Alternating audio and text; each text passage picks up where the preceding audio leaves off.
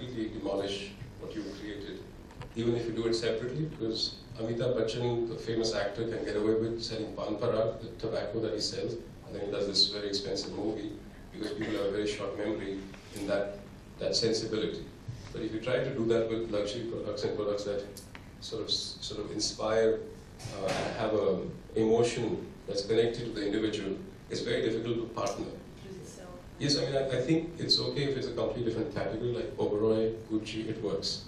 But I don't think it's strongly recommended if you're an individual alive, or even if you partner with, you know, over time what happens is that people start remembering what is generically been there much longer. So Bajaj tying up with another partner, over time when people start traveling the globe and start seeing the other brand more prominent, then you start seeing that as a local phenomenon, and you limit that to India and say, oh, then I don't want to be, because you're moving around. So as people migrate to the top of the pyramid, I think they start leaving behind the things that they have access to anyway.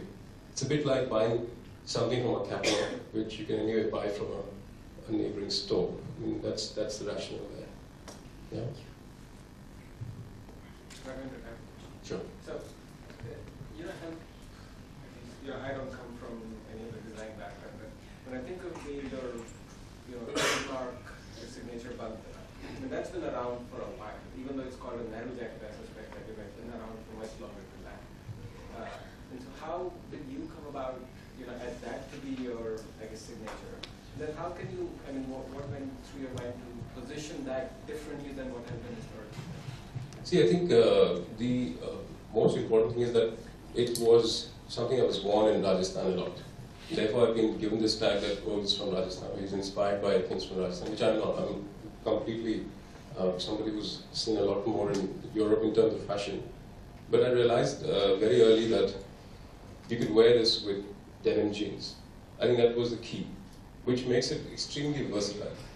So I think the success of all the products that we design, which is the waistcoat, or if you move away from that for a minute, even if you look at the Zoya jewelry designs we did, they have this East-West collaboration in the thought process. So it's not something that is screaming India. It's got to work with an international product for it to be successful. And then you have to, marketing something like this cannot be done through newspapers and through media lines, through commercials that you see. This is basically done because we don't sell off the rack. I have 5 stores. We just opened one in Calcutta yesterday, and it's all sold through whispers. I mean, people refer people. So I never thought that could be such a big business plan. But if you're getting to the high end in India, the less people have knowledge of where you sell your product from, the better it is for the product. Somehow it works, at least in the product that I create. So I think keeping all these aspects in mind, the designers who work with me, and we have a very global bandwidth of designers, they are given this brief that you have to create something that 40 or 50 years from now when somebody is researching, there is context in there.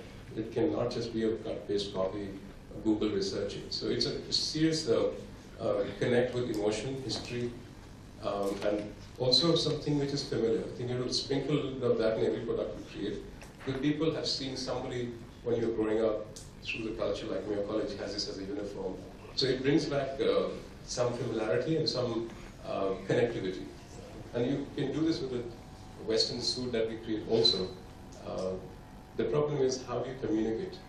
How do you communicate and how do you make yourself different? I have 7 designers who are competing every day with me. And we're the most expensive jacket makers in the world. I mean, we sell, I'm talking about the handmade stuff, which makes us extremely cautious as to how do you position yourself, and also the story behind it.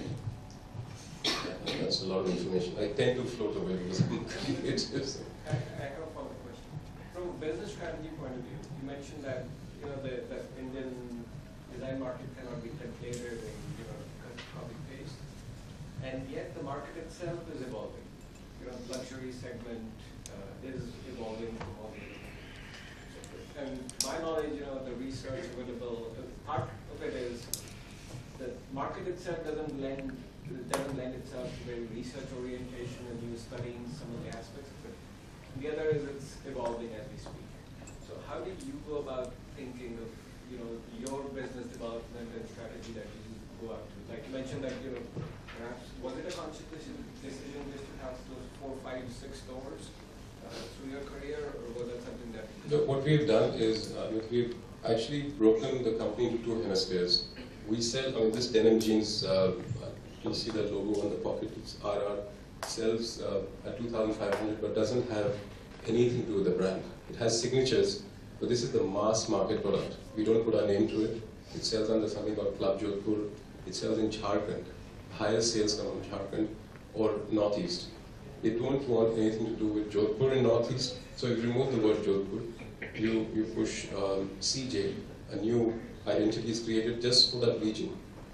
Because people want Western goods, but they want it to fit their body. So you have to come up with a different methodology there. But for the main brand, you need to move in a different segment, and you have actually a limitation. So until you move into the airports, you can't open more than 8 to 12 stores in India at the present retail environment. Because if you start having wrong neighbors, people just, and you can't be in malls other than a couple of malls like the Emporium Mall. And that's a big problem right now that I met some young investors who are opening these amazing real estate, high, and net worth, and that there's a door policy that they will have. I'm not sure how successful they'll have, but they don't want everybody to walk in. They want to bifurcate. So I already see what's happening in Mexico, happening here. There'll be 2 societies and 2 separate communications, 2 separate product lines for the 2 societies, and I think that's a very dangerous direction for India. Because it socially will divide the country, because politically we are divided anyway. So I think there's some tremendous turmoil ahead in terms of luxury. God forbid there's a war, God forbid there's some calamity. Everything will have such a snowball effect that there is no backup plan. The real estate prices are the only thing that's holding purchase power right now. This new money is actually a result of what's going on in Gurgaon, as you know. So the youngsters will explode with purchase power right now, but in the next 5 to 10 years, when the big brands really come in, you'll see a decline in sales automatically because that money will be gone. It will be consumed, and it's not being invested in products that actually give you more wealth again. So you have to create, so getting into design, interiors, getting into real estate is for that reason very important for us to sort of absorb ourselves in a higher bandwidth rather than be so specific to a product that if that doesn't work tomorrow, you'll be just become like a dinosaur. So. Any questions? Do you think excessive marketing would reduce the exclusivity of a boutique hotel in India? See, first, I think this word boutique hotel itself is like the palace word. In Rajasthan, you cannot tell a real palace from a fake palace. And it's really disheartening because on the internet, it's all beautiful, and you walk in there and you're like, oh my God. That's what I'm saying, that luxury in India is dead, the way we see it and have seen it. The next generation of, you have to find a new word. That's where it will be. I don't think the word boutique draws that value anymore, because everything is boutique. I would say that if I was sitting in your team, I would probably rationalize and come up with a new word and look at 3 or 4 places like Ras Haveri in Jodhpur, the Ananda Spa in the hills, and see what problems they're having. They've got hooked with a certain clientele that comes to them. They can't seem to grow the market because Niche market. Yeah, it's very niche. It's very niche, but I think, does that make you wealth is the question. Niche marketing, until you have 5 or 6 or 10 similar models working across the country, it makes sense. But there's this thin line between how many can you. So I think the first question is to do a simple Excel sheet to see how many similar models can you really open. If I was an investor in I first try to see what is the scalability of that niche segment in the next 10 years. And if it doesn't work, and if it works at the bottom end, I'd rather go into the mid segment because that's really where the growth is. Even though you think it's easier, the resources expenditure is less in the high segment, but the multiple is higher there, of course. But the problem in India right now for the next 5 to 6 years is how many can you really open? That's what I'm facing right now. So we've got 5 stores, we have a plan for another 5. But where?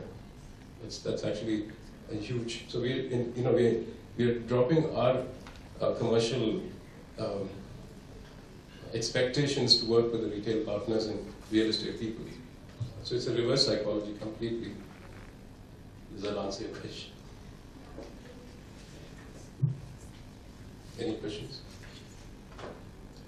Well, I'm here for a bit longer, so thank you very much.